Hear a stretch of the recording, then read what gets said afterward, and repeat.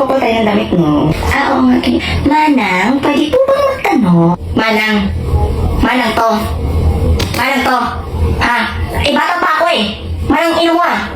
Ay, sorry po. Magtatanong lang naman po talaga ako, Ale. Ale? Ialis mo yung sarapan ko, Kate. Perkating ko yan. Tanggal ulo yan. Pagpasensyaan mo na, Rowena. Tawagin ko kasi siyang ate. Pagpasensyaan mo na po ako, ate. Tatanong lang po talaga ako.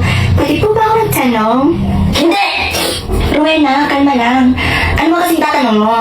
Magtatanong lang po sana po ako kung saan po at saan po papunta po. Po? Ang galang mo naman po. At puro po ka. Tang ina mo.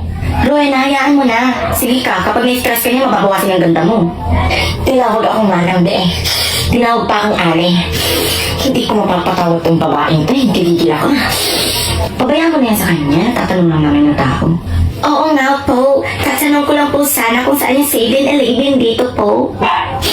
Sumakay ka ng jeep.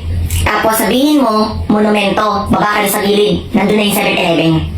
Okay po. Sasakay po ako sa jeep. Pwede po bang card yung pambayad ko sa jeep? Try mo, be. Tingnan lang natin kung hindi yan ipokpok sa'yo na dahil nasa ulo mo. Hindi gigil ako sa'yo, mas kisarap namin. Okay po. Pambira naman yung babaeng yun. Sa halagang 9 pesos, ika-card pa. Tayo. Utang